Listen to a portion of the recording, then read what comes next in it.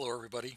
This is Steve Yoder. Welcome to week 12 in Legal Studies 246, the legal environment of business, here in the summer of 2017 at the UAB Collat School of Business. This week we are continuing our look at employment law, and we will be spending the entire week on the subject of illegal discrimination in the employment relationship. The word discrimination is not itself a bad word. It simply means to choose something. What we are talking about is making decisions, making employment-related decisions on bases that Congress has decided should be illegal. So we call it illegal discrimination. Here is a look at Module 12. As usual, we have learning activities, and there is a quiz that's due on August 5. Here's a look inside the learning activities. We have two sets of PowerPoint slides and two sets of narrated slides because there is a lot of content to cover. The granddaddy of employment laws is a federal law passed in 1964 called the Civil Rights Act of 1964. You can see that it prohibited making decisions on the basis of these human characteristics: race, sex, color, religion, national origin. They're called protected classes. Sometimes people get somewhat carried away and think that anything that should be a sympathetic human characteristic, such as the need to use marijuana for medicinal purposes, should not be allowed to be the basis for making an employment decision. For example, Walmart fires people whom they find to be using marijuana, even if for medicinal purposes. That is not illegal. They are allowed to do that. There is no law that says that people who use marijuana for medicinal purposes should be protected. And so we will be talking about what is protected, and that would be decisions based on race or color. Those are not the same thing, as we will be talking about. Discrimination based on your religion. Not only may you not make a decision based on someone's religion, you also have to reasonably accommodate those employees.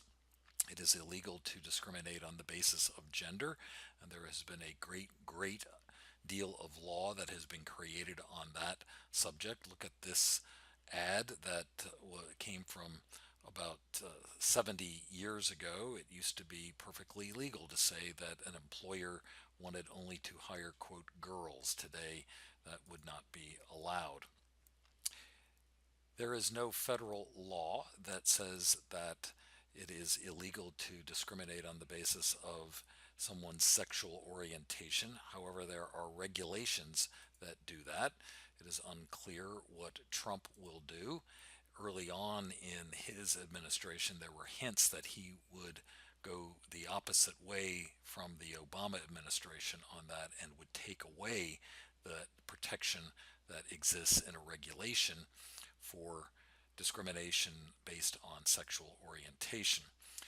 Another form of gender discrimination is sexual harassment. We will be spending a great deal of time on that because it is extremely important in the workplace today. You do not want to lose your job for having sexually harassed someone. Here are some myths. Myth means these things are not true. A separate law from the Civil Rights Act of 1964 prevents discrimination based on age. It is somewhat more difficult to prove age discrimination. Here's an extra credit opportunity. Google this article from the New York Times in March 2016, and for 2 points on the last exam, tell me by Sunday night, July 30 at 11:59 p.m. what the name of the university was that had this department chair who was saying these things in emails that eventually led to a rather large judgment against that university for age discrimination. Yet another law protects us against being discriminated against in the workplace for our disabilities. Not only does it make the discrimination illegal, it requires that employers try to accommodate people with disabilities. We'll be talking about what disability means, and we'll be talking about what is a reasonable accommodation and what is an unreasonable accommodation. For example, a wheelchair ramp would be a reasonable accommodation requiring or providing a full-time aid for an employee is probably not a reasonable accommodation. We'll be talking about the concept of affirmative action, which has a lot of uncertainty around it, both as to what it means and as to what its future was. As recently as June 2016, the U.S. Supreme Court affirmed the concept of affirmative action in college admissions, not quite the same thing as affirmative action in employment. With the changes in the Supreme Court, it's not clear what's going to happen. Finally, here is the Canvas calendar that we're operating under. You can see that the quiz for employment discrimination will be due on Sunday night, August 5 at 11:59 p.m.